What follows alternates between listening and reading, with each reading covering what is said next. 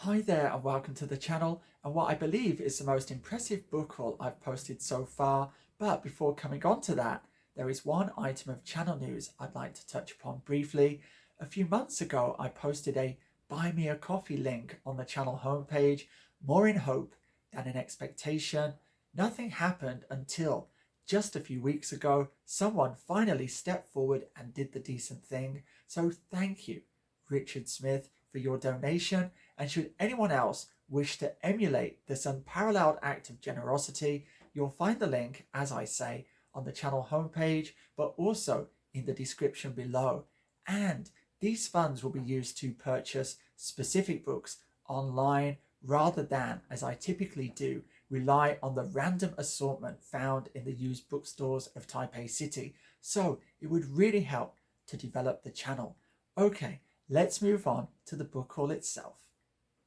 The first two books are great examples of the kind of purchases I can only make online, not terribly expensive, but rather rare, not going to be found in a used bookstore. They are both by Denton Welch, the English writer, born in Shanghai in 1915, died in Kent in 1948, a magnificent writer. And if you're not familiar with his work, or indeed his life, I've made 2 videos so far about him. So here we have a hardback published by John Lehman, 1951, of his final novel, which was published posthumously, A Voice Through a Cloud.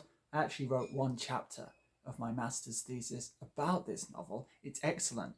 And the chief attraction here was the end papers, which were drawn by Welch. And you won't find those end papers if I show you the 1963 E P Dutton, A Voice Through a Cloud. If I open it up, you'll see they're simply not there. So that was the justification for purchasing that.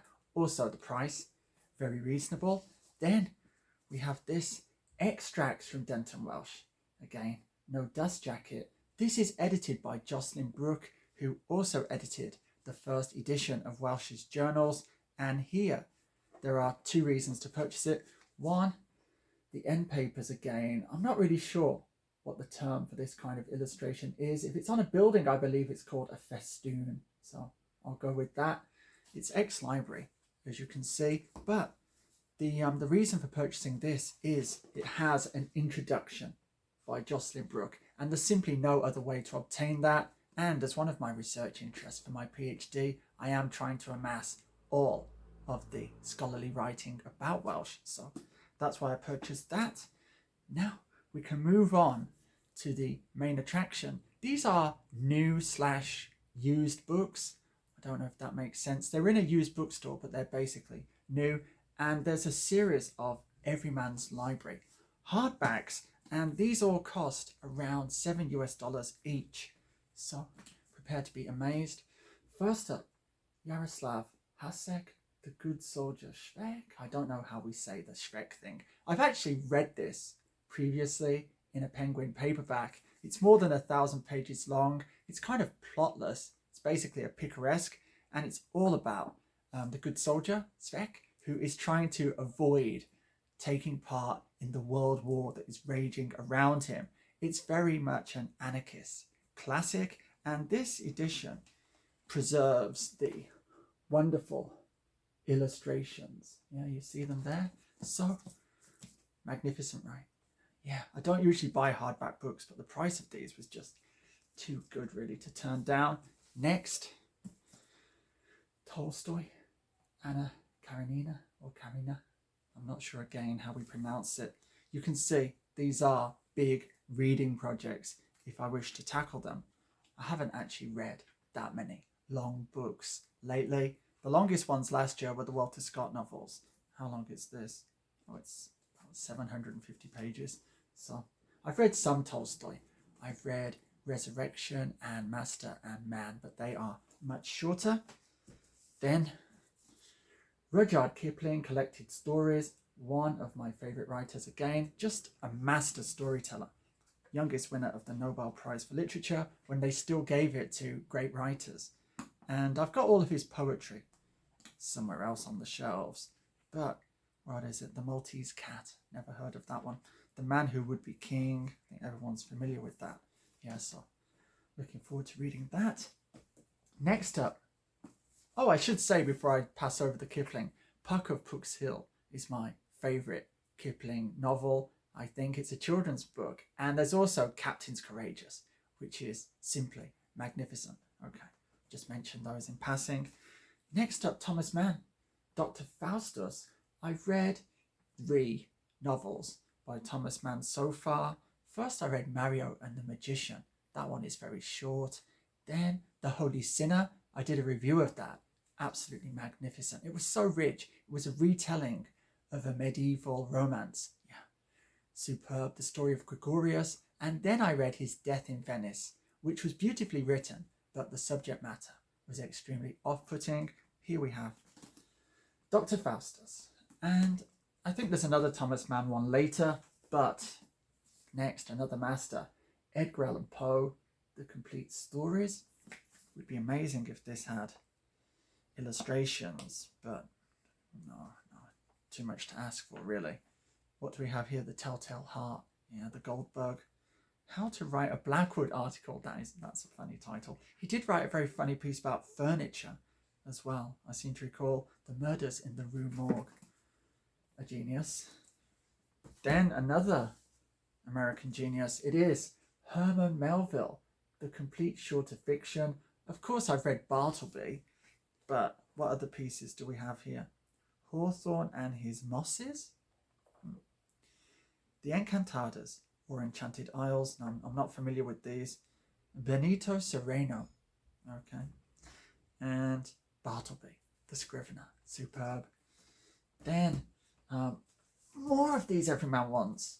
This one, though, is not a novel. It's The Complete Works of Montaigne, the French essayist, much celebrated. I do have a kind of condensed edition of these essays, and you could read them all in a PDF, but I much prefer to have some beautiful paper to peruse. And I do kind of like the lack of notes in these Everyman editions. I know I read mostly as part of my sort of scholarly practice, but it is relaxing sometimes not to see lots of footnotes at the bottom of the page. However, I just noticed there are footnotes on some of these pages, but not too many. In the novels, there really aren't any. So, all right, I happened to pick out the one that kind of contradicted what I was saying there, but you get the drift. Then another novel, it's Zeno's Conscience. I've read bits of this in the last year from the library, but now I have my own copy. I really like the artwork here. It's just beautiful, isn't it? By Italo Svevo, his most famous novel, has a lot of Freudian elements to it, and it's beautifully worked. It's all the memories, and actually the idea of the narrative is it's being written at the prompting of his analyst. Okay, yeah, that's the idea. And I think he starts off by remembering the first time he smoked a cigarette or something like this. It's very, very good. We'll get round to that. Next we have, I'll go down here. Wow, this is immense. I've heard the name, but I don't know any more about him. Wow, 1,250 pages or so. It is. Let's get the name right. Negib Mahfouz, something like this. The Cairo Trilogy. So Palace Walk, Palace of Desire, and Sugar Street. Does anyone know anything about this? Please, I'm completely in the dark. He may still be alive. Maybe that's the problem. As regular viewers of the channel will know, I'm not so hot on living writers. So say something about this in the comments if you wish, or indeed any of the other books I've shown you. Well, that will take months to get through. That will be useful for keeping the door propped open, won't it? In the meantime, then, James Joyce Dubliners. I do have numerous editions of this floating around, but he looks like he's getting ready for a round of golf there, but I do believe that is a walking cane or perhaps even a sword stick. Yeah, there's only a couple of these that I've read. Which one did I read? If I can find it at the start, I'll tell you.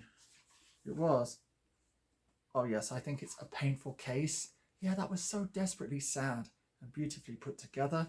So we'll give the rest of them a read. Next, we're almost, well, this is the last one of those Everyman hardbacks. We're up to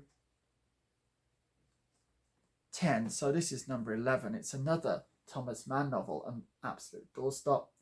Joseph and His Brothers. I'd never actually heard of this. No, I don't know a single thing about it. A new translation by John E. Woods. Now, we will see John E. Woods' name later in this book haul because he did a translation of The Magic Mountain, which I have down there, which I was reliably informed by one of the subscribers or members of my Discord server is the translation to read if you're going to read it in English. So this should be a good translation too. What's his name again? John E. Woods. Now we move on to the Library of America. I love these. I've got quite a few of them now. I picked them up free. A professor must have been ditching them and I grabbed them. These are both by Edith Wharton. Hold on, let me get them in the right order. They're short stories. So we have collected stories, 1891 to 1910. A great writer. I did a video about her, Roman Fever, absolutely superb. Of course, a great friend of Henry James, and for my money, just as good, if not better, than Henry James, actually. Yeah, wonderful writer. So there's that one, and then there's this one, 1911 to 1937. So I'm very happy to have these. Let's just tell you, give you a few titles. What do we have? The Triumph of Night, The Young Gentleman, A Bottle of Perrier, perhaps set in France. What a great deduction there. Joy in the House, Charm Incorporated, Pomegranate Seed, and others. Next, well, we're through the hardbacks now, pretty much. So next up is a Trollope novel, The Prime Minister, Another Doorstop. I've read one Trollope novel, The Immense, The Way We Live Now, which is very similar actually to Dickens' Little Dorrit. Magnificent in terms of the narrative technique. It's all about gossip, and so you'll have characters speaking who don't realize yet that an event has happened, but we, the reader, are aware of this, and news has yet to reach them. And so at the start of each chapter, it kind of jumps backwards a little bit. So we get people talking who are basically ignorant of the full picture, and then they'll get the news, and then, you know, it will sink in, and then another round begins. So technically, it's really gripping for that reason. There's a lot of letters in there too, and they are really well constructed. And there's a very fiery American woman who appears from around page 250, and she is a wonderful character, just bursts off the page. So yes, the Prime Minister. As I say, I don't know anything about it, but nice picture there of the gentleman outside with the Thames in the background. Next,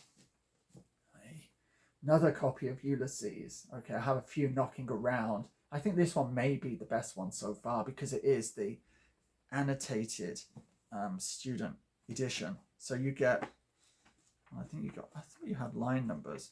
Maybe I was deceived. Oh, there was another edition there, the Everyman with line numbers. No, but copious notes if you're really going to go into this text and get some kind of understanding of what's going on. All right, I've read bits of Ulysses over the years, but I'm not sure really anyone is supposed to sit down and read this right the way through from beginning to end. It's nice just to dip into.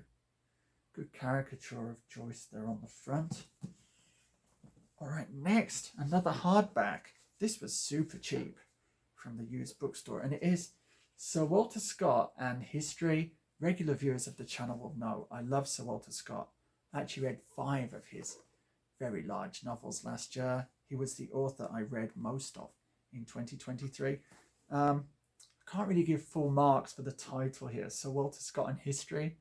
Not too original, is it, for the guy who really inaugurated the genre of historical fiction?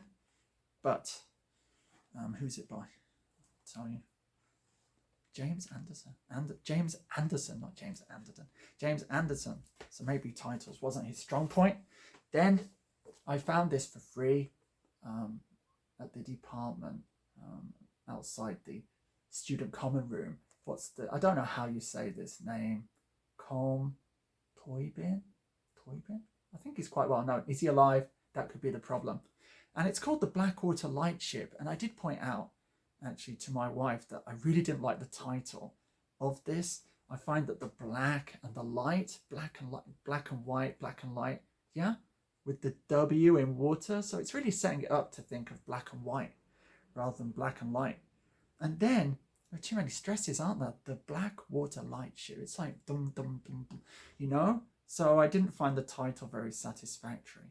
Yeah, but hopefully the book is better written than the title. I read the opening and it didn't seem actually that good, but it was free, so I will read it. If you've got any thoughts on Colm, however we say it, you can leave those in the comments. Then travel. I want to do the bookshelf tour, the next installment. I noticed that the Grand Bookshelf Tour parts are getting lots of hits lately since the new subscribers came on board. Unfortunately, I'm at a standstill because the next section is travel books and I haven't read enough of them to justify it. And I've accumulated them over the years. And anyone who's kind of gone around the world will know that used bookstores fill up abroad with travel books because people read travel books as they travel. Yeah, not necessarily about where they're traveling through, but for some reason, I guess it's nice to sit there and read about travel while you're traveling. Why not?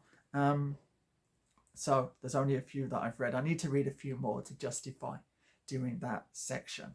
And this is one by Graham Greene, wonderful writer.